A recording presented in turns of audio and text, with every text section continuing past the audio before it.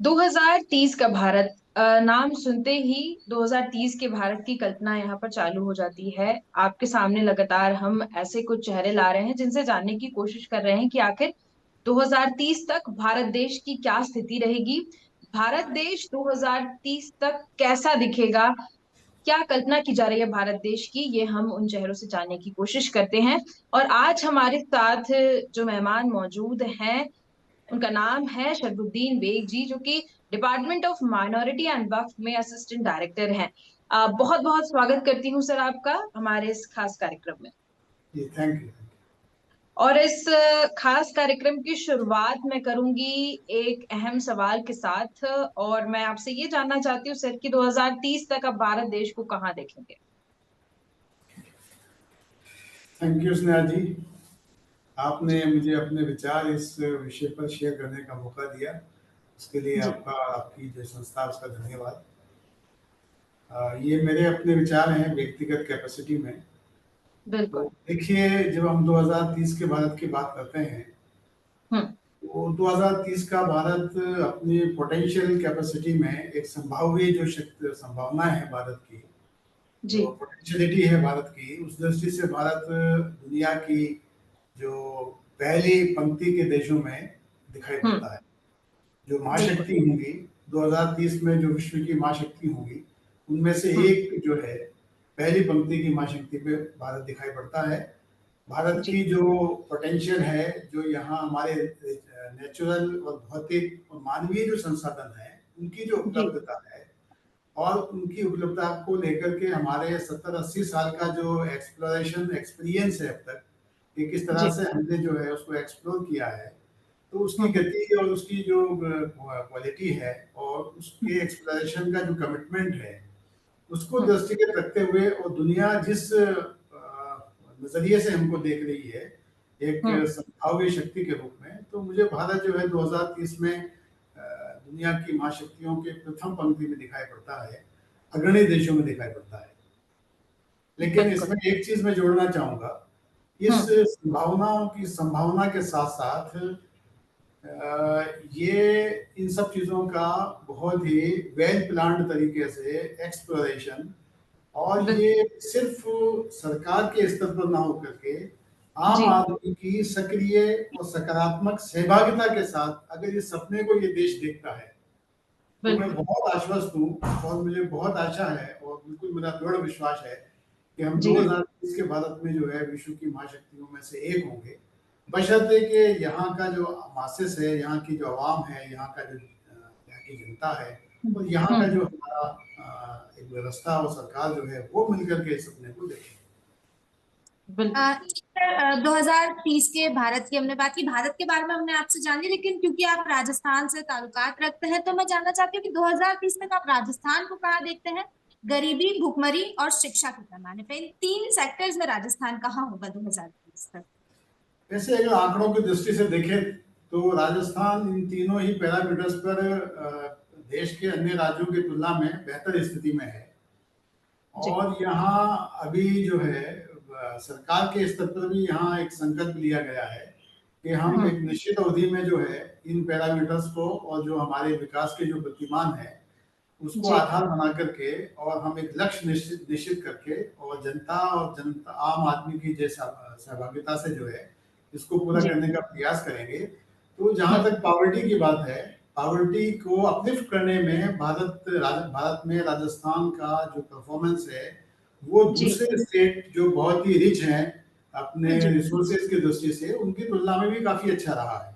इसलिए मैं बहुत आशान्वित हूँ कि राजस्थान में जिस प्रकार का माहौल है जनता हम्म। और सरकार के समन्वय को लेकर के, और यहाँ स्वयंसेवी संगठन है, यहाँ की जो सोसाइटी है, और यहाँ की जो सोसाइटी और व्यवस्था के जो विभिन्न अंग हैं, उनकी सक्रियता जी को दृष्टिगत रखते हुए हम पावर्टी में भी, हंगर में भी, और खासतौर से शिक्षा में जी बहुत अच्छी बिल्कुल। स्थिति में होंगे। शिक्षा में तो राजस्थान की स्थिति अभी जो आंकड़े आए हैं उसमें दूसरी और तीसरी स्थिति है, जो अलग अलग पैरामीटर है उसमें, और जी कई सारे और जो क्षेत्र हैं उसमें तो हम प्रथम स्थान पर है क्वालिटी को खास तौर से लेकर के। तो राजस्थान को बिल्कुल। लेकर के बहुत आशान्वित है।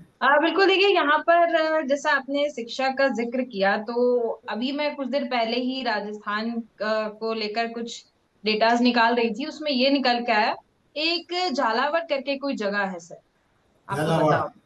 जी। तो वहां पर 4 साल से एक सरकारी स्कूल की हालत ऐसी पड़ी हुई है कि जो बच्चे जा रहे हैं उनके पास छत भी नहीं है, मतलब बिना छत के वो वहां पर पढ़ रहे हैं, और लगभग पिछले 4 साल से वो ऐसी स्थिति बनी हुई है। तो मेरा ये कहना है कि जब हम अच्छी शिक्षा की बात कर रहे हैं 2030 तक, तो क्या सरकार सरकारी स्कूलों पर भी ध्यान नहीं दे पा रही है? क्या सरकार के पास इतना भी समय नहीं है, और जो अधिकारी हैं उनके पास इतना भी समय नहीं है कि सरकारी स्कूल में छत डलवा दें? नहीं, सामान्य तौर पर ऐसी स्थिति नहीं है। हम्म। एक्सेप्शनली अगर किसी एक कोई स्थान की आप जो बात कह रहे हैं उसके पीछे क्या जी। कारण है और तथ्यात्मक स्थिति क्या है, वो अलग एक हम्म। विषय हो सकता है। लेकिन आम तौर पर देखिए, राजस्थान में एक तो जो एक्सेस है, यूनिवर्सल एक्सेस है एजुकेशन का, उसको लेकर के बहुत जबरदस्त काम हुआ है। हम्म। आज हम्म। राजस्थान में हर 1.5 किलोमीटर पर कम से कम जी। स्कूल एजुकेशन के लिए, बच्चे को पढ़ने के लिए एक एजुकेशन फैसिलिटी अवेलेबल है, चाहे स्कूल हो, चाहे हम्म। स्कूल की जो वैकल्पिक व्यवस्थाएं हैं या जो सेंटर्स हैं वो हो। दूसरी हम्म। जो बात क्वालिटी की है, तो क्वालिटी को लेकर तो अभी भारत सरकार के बहुत सारे सर्वे हुए हैं ऑल इंडिया जी। लेवल पर, तो उसमें हम्म। राजस्थान की स्थिति बहुत है। लेकिन अभी समग्र शिक्षा अभियान और इसके पहले सर्व शिक्षा अभियान यहाँ क्या पूरे देश में चल रहा है, तो हम्म। राजस्थान में सर्व शिक्षा और समग्र शिक्षा अभियान के माध्यम से ये प्रयास किए जा रहे हैं कि हम्म। जहाँ जो इंफ्रास्ट्रक्चर इन स्कूलों में नहीं है, तो एक जी। स्टैंडर्ड एक बना करके कि मिनिमम लेवल पर एक स्कूल में इतनी फैसिलिटी, इतने हम्म। कक्षा कक्ष और इतने जो है ड्रिंक में स्वस्थ पीने के लिए पानी और उनके जी। हेल्थ हाइजीन और शौचालय आदि की व्यवस्था होनी चाहिए। तो वो व्यवस्था सरकार कर रही है, और जनता की हम्म। भागीदारी भी उसमें सुनिश्चित करने के लिए यहाँ विद्यालय प्रबंधन समिति है और विद्यालय विकास समितियां वो गठित की गई हैं। तो यहाँ प्रयास बिल्कुल। किए जा रहे हैं। आप जो मुझे बता रही हैं, तो उसके बारे में मैं एक बात बताना चाहूंगा कि राजस्थान में ऐसे कुछ 2-3 साल पहले ऐसे स्कूल जो बहुत ज्यादा फिजिबल नहीं थे और एक ही लोकेलिटी में कई सारे स्कूल थे, तो हम्म। कुछ स्कूलों को मर्ज करने का यहाँ प्रयास किया गया था, ताकि हम्म। एक ही स्थान पर मैक्सिमम जो है क्वालिटी एजुकेशन देने की प्रयास किया जाए। तो हम्म। कोई अगर ऐसा स्कूल हो सकता है कि वहां से उसको शिफ्ट करके एक बड़े स्कूल के साथ या ज्यादा फैसिलिटी हो उसके साथ मर्ज कर दिया गया ये हो। सर अभी 9 अगस्त की ही वो रिपोर्ट है। मैं आपको नाम भी बता देती हूँ स्कूल का, अभी मोतीपुरा वो सरकारी एक्चुअली वहाँ स्कूल है। वो जो भी स्पेसिफिक उस स्कूल को लेकर के मेरे पास ऐसी कोई हम्म। जानकारी नहीं है, बिल्कुल, और उसके मतलब बारे में मैं कहने कुछ का ज्यादा। मतलब ये सर कि अगर स्कूलों की हालत ऐसी बनी हुई है तो इस पर ध्यान देने की आवश्यकता है। और इसमें एक सवाल सर बिल्कुल आ रहा है, जैसे आप बार बार ऐसा जिक्र कर रहे हैं कि आम आदमी का भी इसमें योगदान होना चाहिए, तो एक आम आदमी कैसे इसमें योगदान कर पाएगा? जैसे जो लक्ष्य है उनको हासिल करने में आम आदमी का ऐसा क्या योगदान रहेगा, ऐसा आम आदमी क्या कर सकता है? देखिए, दर्शकों को ये आप बिल्कुल बता आम सकते हैं। आदमी के जो शिक्षा को लेकर के आम आदमी की जो भूमिका है वो 3-4 तरह से है। जी। सबसे पहले भूमिका तो ये है कि वो अपने जो उसका वास स्थान है, उसका गांव या उसका जहां वो रहता है, वार्ड है या गांव है या ढाणी है, तो ये जी। देखे कि कोई भी बच्चा ऐसा शिक्षा के बाहर अनामांकित नहीं हो, स्कूल से बाहर नहीं हो, हम्म। जो कम से कम 6 से 14 साल का बच्चा है। तो सबसे जी। पहले तो उसका ये होता है कि वो अपने गांव में एक ऐसे प्रयास, राजस्थान में लोक जुम्बिश एक परियोजना हुआ करती थी पहले, उसके जी। माध्यम से हुए हैं। उसके बाद में ये जो बहुत सारी योजनाएं उसके बाद चली उनके माध्यम से हुए हैं। तो सबसे पहले तो ये है कि गांव का कोई भी बच्चा हो जो स्कूल हम्म। जाने योग्य है, उसको स्कूल में नामांकित करवाएं। दूसरा जी। ये है कि वो नियमित स्कूल में जाकर के विजिट करके देखें कि वहाँ जो शिक्षा हो रही है वो शिक्षा क्वालिटी की हो रही है या नहीं हो रही है।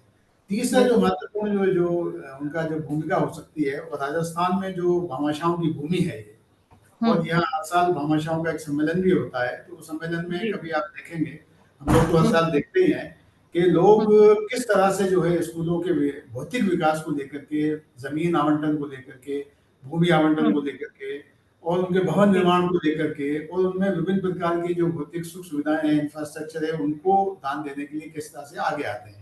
तो हम्म। ये तो कहीं अगर कोई ऐसी समस्या होती है तो विद्यालय प्रबंधन समिति है जिसमें गांव का आम आदमी होता है, वहाँ के जनप्रतिनिधि होते हैं, तो जी। उनको आगे आकर के सरकार के ध्यान में लाना चाहिए, या जो भी वहाँ सरकारी मिशनरी उसको बताना चाहिए, और खुद भी उसमें क्या छोटा मोटा योगदान कर सकते हैं वो करके उस समस्या का समाधान करना चाहिए। आपने एक एक इम्पोर्टेंट बात मैं ये कहना चाहूंगा कि जब आपने जो 2030 के भारत के जो हमारे ये सस्टेनेबल डेवलपमेंट गोल्स हैं, जी इनको लेकर के जो सपना देखने की बात कही है, ये सपना जी। साकार तभी होगा जब हम्म। इस सपने को सरकार के साथ साथ आम आदमी भी देखना शुरू करेगा।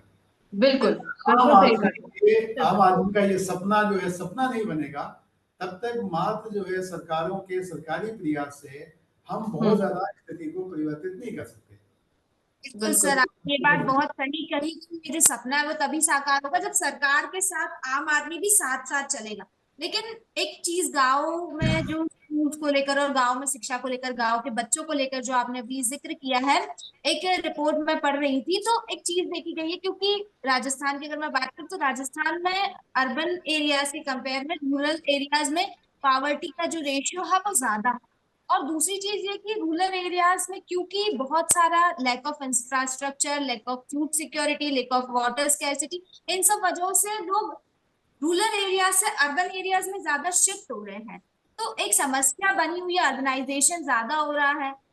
तो ऐसे में क्या किया जा सकता है, क्योंकि गांव की स्थिति ये जो कि तो है, लोग गांव छोड़ छोड़ कर शहर में बस रहे हैं और पॉवर्टी में चेंजेस नहीं आ रहे। नहीं, अर्बनाइजेशन हो रहा है, ये एक वर्ल्ड वाइड फिनोमिनन है। और ये एक ऐसा फिनोमिनन है कि जब गांव से लोग विभिन्न कारणों से शहरों की ओर पलायन करते हैं रोजगार के लिए या अपने बच्चों जी की बेहतर शिक्षा के लिए या अच्छे स्वास्थ्य के लिए या विभिन्न प्रकार की सुविधाओं के जी। को जो है एंटरटेन करने के लिए, ये 2 3 4 5 कारण होते हैं या सुरक्षा की वजह से कई सारे कारण होते हैं। तो हम्म। उससे थोड़ा सा ये तो बात, ये तो एक फिनोमिनन है। लेकिन राजस्थान के संदर्भ में मैं आपको बताना चाहूँ, रिपोर्ट आपकी हो सकती है कि जैसे पश्चिमी राजस्थान है, वहाँ पूरा हम्म। डेजर्ट इलाका है, ये पूरा डेजर्ट वाला पार्ट है। वहाँ जी। अब सरकार के स्तर पर जैसे वहाँ जो इंदिरा गांधी नहर है जिसके माध्यम से वहाँ सिंचाई बहुत बड़े स्तर पर हो रही है, वहाँ जो जी। डेजर्ट पड़ा हुआ था उसको विकसित करने की बात हो रही है। पशुपालन जो वहाँ था उसको लेकर के बहुत सारी सरकार की योजनाएं चल रही है। और इसके अलावा जो नरेगा की स्कीम्स हैं वो चल रही हैं, और बहुत सारी ऐसी सरकार की स्कीम है जिनके माध्यम से ये प्रयास किया जा रहा है कि गांव के आदमी को गांव में ही रोजगार मिल जाए, ताकि वो गांव के संसाधनों का सदुपयोग करके वो वहां रहने की कोशिश में हो।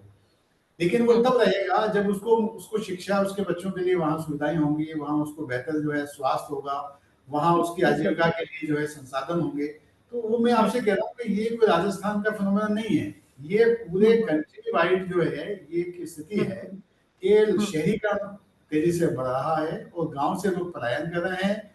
लेकिन हम्म। अब सरकार का और समाज को ये देखना होगा कि गांव में जो उपलब्ध संसाधन हैं उनका जी एक्सप्लोरेशन करके किस तरह से हम गांव के आदमी को वो सब सुविधाएं वहीं उपलब्ध करा दें। शिक्षा के क्षेत्र बिल्कुल। में, स्वास्थ्य के क्षेत्र में है, राजस्थान में बहुत अच्छा काम हुआ है। हम्म।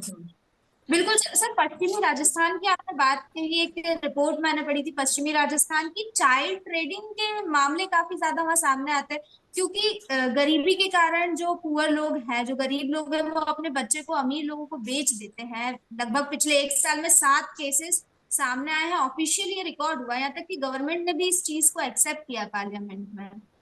नहीं, वही आप मैं कह रहा हूँ, देखिए जो जो राजस्थान के संदर्भ में जो भी आपको समस्याएं या मुद्दे उठा रहे हैं वो राजस्थान के मुद्दे नहीं है।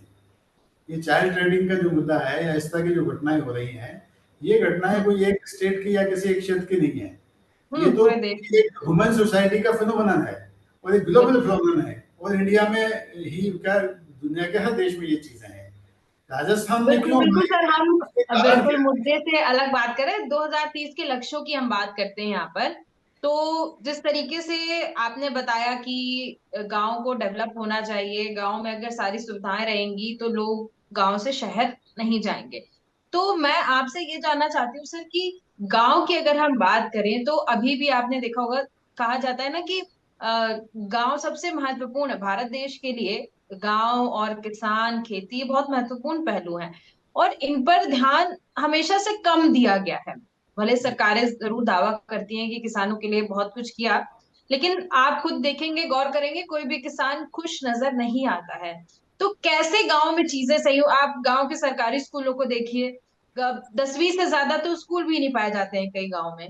तो आखिर कैसे इन चीजों पर काम होगा, किस तरीके से गवर्नमेंट काम कर पाएगी? क्योंकि काम अगर अभी से चालू नहीं होगा तो 2030 बहुत ही करीब आ चुका है, इसलिए शायद 2047 की भी बात होने लगी है।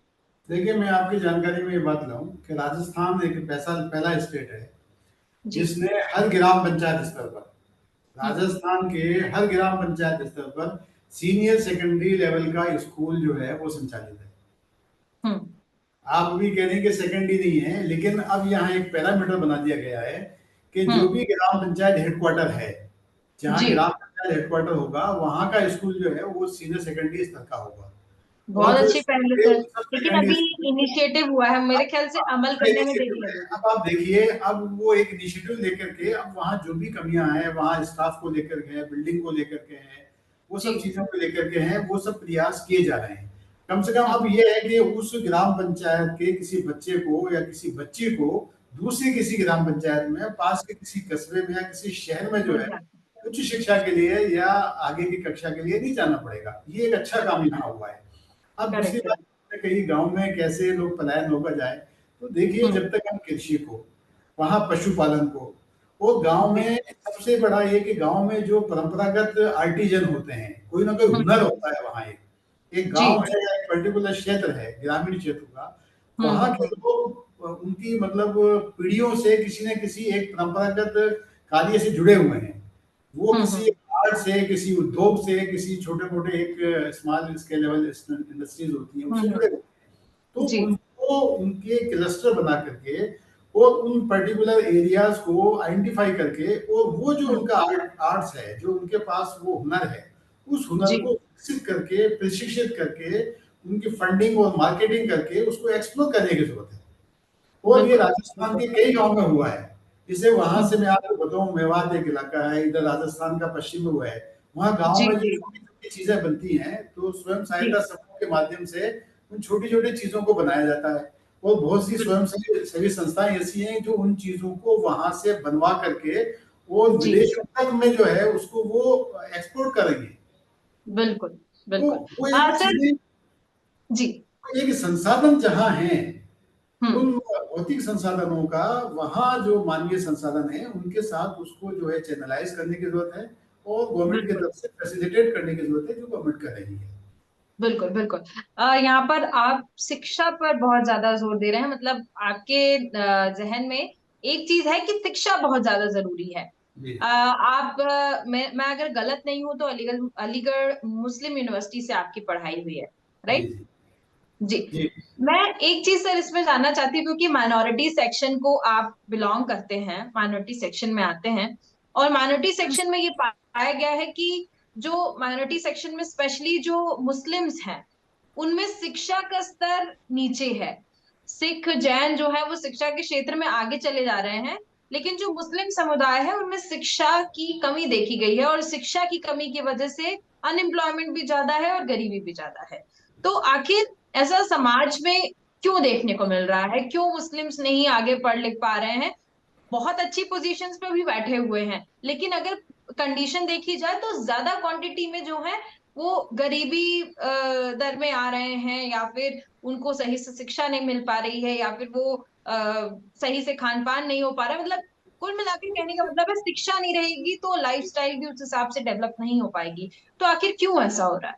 नहीं, इसमें कोई शक नहीं है कि कहीं ना कहीं हमारे जो अल्पसंख्यक समुदाय है, खासतौर से मुस्लिम समुदाय है, जी। वो शिक्षा की दृष्टि से अन्य जो हमारे वर्ग हैं, जो समूह हैं, जाति हैं या समुदाय हैं, उनकी तुलना में काफी पिछड़ा हुआ रहा है। अभी नहीं, शुरू से ही रहा है वो, और उसके बहुत हम्म। सारे ऐतिहासिक कारण हैं, जी। उनमें अपन जाना नहीं चाहेंगे। लेकिन हम्म। मैं इस बात को स्वीकार करता हूँ कि मुसलमानों में शैक्षिक पिछड़ापन है। जी। लेकिन बहुत अच्छी बात यह है कि मैं लंबे टाइम से अल्पसंख्यकों के शैक्षिक उत्थान की विभिन्न जो कार्यक्रम हैं, योजनाएं हैं, जी। विभिन्न जो है सरगर्मियां हैं, उनसे जुड़ा हुआ हूँ। तो हम्म। मैं उसकी अपने अनुभव के आधार पर कह सकता हूँ कि पिछले 25-30 साल में जो डेवलपमेंट हुआ है, जो लोगों जी। में जागृति आई है, जो लोगों में एक बेदारी आई है, और ये भाव पैदा हुआ है कि मैं चाहे आधा एक वक्त की रोटी खा लूंगा, आधी रोटी खा लूंगा, लेकिन अपने बच्चे को पढ़ाऊंगा। तो ये एक बिल्कुल भावना, ये माहौल बना है, तो ये एक बहुत ही हमारे लिए खुशाइन पहलू है, और ये बिल्कुल। एक अच्छे भविष्य की ओर संकेत करता है। लेकिन अभी बिल्कुल। बालिका शिक्षा को लेकर के जो है बहुत समस्या रही है।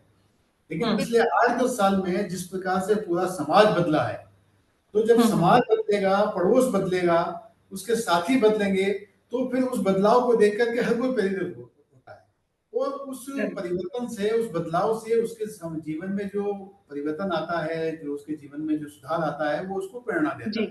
तो निश्चित तौर पर अभी जो है राजस्थान के संदर्भ में मैं कह सकता हूँ कि यहाँ अल्पसंख्यक समुदाय में, खासतौर से मुसलमानों में शिक्षा को लेकर बहुत जागरूकता है। सरकार की बहुत सारी योजनाएं हैं जिनको मैं वो खूब लाभ उठा रहे हैं। जैसे अभी मैं जिस आपको यहाँ पूछना चाहूंगी, आपने कहा कि मुसलमान समुदाय में शिक्षा को लेकर बहुत जागरूकता है। अगर ऐसा है तो फिर सिर्फ 2% मुस्लिम यूथ ही क्यों हायर एजुकेशन गेन कर रहे हैं? और ये रिपोर्ट AIMIM के जो प्रेसिडेंट है असदुद्दीन ओवैसी जी, उन्होंने ये एक रिपोर्ट जारी की थी पिछले साल। उस रिपोर्ट में ये चीज मेंशन है कि राजस्थान 2% मुस्लिम यूथ ही हायर एजुकेशन गेन कर रहे हैं। नहीं, इसमें कोई शक नहीं है कि मैंने आपको कहा ना कि जैसे स्कूल में बच्चा आता है, स्कूल से वो जब बच्चा मिडिल लेवल से जब सेकेंडरी में जाएगा, सीनियर सेकेंडरी में जाएगा, कॉलेज में जाएगा, तो ड्रॉप आउट है, वो ड्रॉप आउट है, इसमें कोई शक नहीं है। वो ये ड्रॉप आउट सभी में है, लेकिन अल्पसंख्यकों में अपेक्षाकृत ज्यादा है। उसकी 3 वजह है। पहली वजह तो ये है कि बालिका शिक्षा में की वजह से ये माता पिता कहीं ना कहीं जो है 8वीं के बाद आगे बच्ची को नहीं पढ़ाते, 10वीं के बाद आगे नहीं पढ़ाते, 12th के बाद हायर एजुकेशन में नहीं भेजते। तो एक तो वो जो आगे जाकर के स्नातक लेवल पर या MA के लेवल पर जो बच्चों की संख्या कम हो जाती है, जो कम पहुंच रहे हैं, उसकी एक तो वजह ये है कि बालिका शिक्षा को बढ़ावा देने वाली बात है। तो मैं वही बात को बता रहा था, जिस विभाग में मैं काम कर रहा हूँ, उस विभाग ने अभी आवासीय विद्यालय संचालित किए हैं, बालिकाओं के लिए चला रहे हैं। तो ऐसे सरकार के बहुत सारे प्रयास हो रहे हैं, बहुत सारी प्रोत्साहन योजनाएं हैं। जो बच्चियां अच्छे नंबर लेके आ रही हैं, उनको सरकार स्कूटी दे रही है उनके प्रोत्साहन के लिए, स्कॉलरशिप उनको दी जा रही है। तो वो स्थिति में जो है वो बढ़ नहीं रही है, बहुत तेजी के साथ वो जो ड्रॉप आउट है वो कम हो रहा है। और वो जो आप देखिए, पहले 1 या 1.5% लोग वहाँ MA या मतलब BA के लेवल तक पहुंचते थे।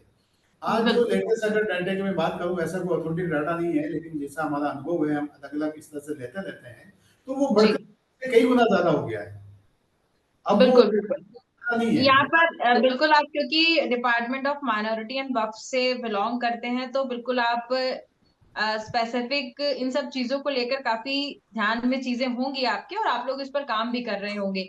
एक आखिरी सवाल है मेरा, क्योंकि समय काफी कम बचा हुआ है, तो एक आखिरी सवाल मैं उसका जवाब आपसे चाहूंगी कि आप बिल्कुल माइनॉरिटीज के लिए और वक्फ उसमें है, डिपार्टमेंट में है, तो काम आपका जारी है, लेकिन 2030 के भारत में गरीबी, शिक्षा और भुखमरी के क्षेत्र में मैं आपकी तरफ से क्या योगदान समझ सकती हूँ कि आप इसमें क्या ऐसा करेंगे कि आपका, क्योंकि आपने कहा ना कि हर एक नागरिक की जिम्मेदारी बनती है, अगर लक्ष्यों को प्राप्त करना है तो सिर्फ सरकार नहीं, हर एक नागरिक की जिम्मेदारी है। तो आपकी तरफ से ऐसा क्या कंट्रीब्यूशन हम समझ सकते हैं? नागरिक के रूप में सबसे पहले जिम्मेदारी मेरी होती है कि मैं ये देखूं कि मेरे आस पड़ोस में कोई बच्चा ऐसा तो नहीं है किसी परिवार का या किसी गरीब परिवार का कि जो स्कूल नहीं जा रहा है। ये मेरा सबसे बड़ा नैतिक दायित्व है। बिल्कुल। और अगर मुझे लगता है कि कोई बच्चा है जो खासतौर से बच्ची है जिसको उसके माता पिता नहीं भेज रहे हैं, तो मुझे उसके घर जा करके और उसको प्रेरित करना चाहिए कि देखिए, मैं पढ़ लिख करके आगे आया हूँ, वो दूसरा पड़ोसी आगे आया है, आप अपनी बच्ची को भेजिए और उसको आप रास्ता बताइए। वो कह रहा है कि हम सिर्फ उसको प्रेरित करते हैं लेकिन उसको रास्ता नहीं बताते। तो नागरिक के तौर पर मेरी ये जिम्मेदारी है, मैं कहूँ कि आपकी ये बच्ची है, ये फला स्कूल में, फला क्लास में, फला सरकारी योजनाओं के माध्यम से या विभिन्न प्रकार की संस्थाओं के माध्यम से या जो सुविधाएं उपलब्ध है उनका आप ऐसे फायदा उठा सकते हैं। ये नागरिक के तौर पर अगर हर आदमी, जैसे हर आदमी ने एक लक्ष्य लिया कि हर आदमी पेड़ लगाएगा, वैसे ही हर आदमी अगर ये सोचे कि मैं अपने बच्चों को पढ़ाऊंगा, एक बच्चे को तो मैं एक दूसरे के बच्चे को भी पढ़ाऊंगा। और अभी राजस्थान में तो एक मतलब सामाजिक क्षेत्र पर ये काफी पहल हो रही है, खासतौर से अल्पसंख्यक समुदाय में गोद लेने की। जैसे मेरा बच्चा अगर हायर एजुकेशन में पढ़ रहा है, तो मैंने देखा कि मैं अब एक संकल्प लेता हूँ कि मैं एक दूसरे बच्चे को जो आस पड़ोस का कहीं का है, उसको मैं आइडेंटिफाई करके उसको गोद लेकर के आगे तक पढ़ाऊं। बहुत से प्रतिभावान बच्चे हैं। दूसरी बात है कि रोजगार के ताल्लुक से ये बात है, सरकारी स्कीमें बहुत सारी हैं, आस पड़ोस गरीब लोग हैं, उनको पता ही नहीं सरकार की क्या योजनाएं हैं। तो हम लोगों का शिक्षित नागरिक होने के नाते ये जिम्मेदारी बनती है तो वो उन सरकारी योजनाओं के बारे में बताएं। और हर नागरिक अपना जैसे घर परिवार को चलाने के लिए एक टारगेट फिक्स करता है, वैसे ही जी। सामाजिक सेवा के क्षेत्र में वो पॉवर्टी एलिमिनेशन के लिए, एजुकेशनल अपलिफ्टमेंट के लिए, या जी। कोई मेरे आस पड़ोस में कोई भूखा तो नहीं सो गया है, बिल्कुल कोई बिल्कुल। भूखा आदमी तो नहीं सो गया है, ऐसा कोई सिस्टम डेवलप करें कि वो कोई आदमी भूखा नहीं सोए। तो ये करेक्ट नागरिक करेक्ट। हम लोग ये करेंगे तो निश्चित रूप से बदलाव बिल्कुल। आएगा। आपका जो ये इनिशिएटिव है, खुद पर्सनली जो आपने ये सारी चीजें बताई, अगर ये भारत देश के हर एक नागरिक के अंदर आ गया तो 2030 के लक्ष्यों को प्राप्त करने में ज्यादा देर नहीं लगेगी। क्योंकि मुझे ऐसा लगता है कि 2030 में लक्ष्य प्राप्त नहीं हो पाएंगे, इसलिए सरकार 2047 का जिक्र बार बार कर रही है। लेकिन अगर हर एक नागरिक के अंदर अगर ये जागरूकता आ गई कि हमको भी इसमें योगदान करना है, तभी लक्ष्यों की प्राप्ति होगी। जैसा आपने बताया, स्कूलों को लेकर कोई भूखा सो रहा है, उस पे अपना कंट्रीब्यूशन कर दें, यानी कि जो सक्षम है वो तो जरूर आगे आके और इन लक्ष्यों की प्राप्ति करवा सकते हैं। सर, बहुत बहुत धन्यवाद। आपने बहुत अच्छी बातें कही, बहुत कुछ आपने बताया। इसमें ये समझ में आया कि कुल मिलाकर के भारत देश के हर एक नागरिक की जिम्मेदारी बनती है कि अगर भारत देश को एक सक्षम जगह पर देखना है, एक डेवलप्ड कंट्री के रूप में देखना है, तो सभी नागरिक, एक एक नागरिक की जिम्मेदारी यहाँ पर अहम होती है। बहुत बहुत धन्यवाद सर, हमारे साथ थैंक जुड़ने यू। के लिए और तमाम जानकारियां देने के लिए। थैंक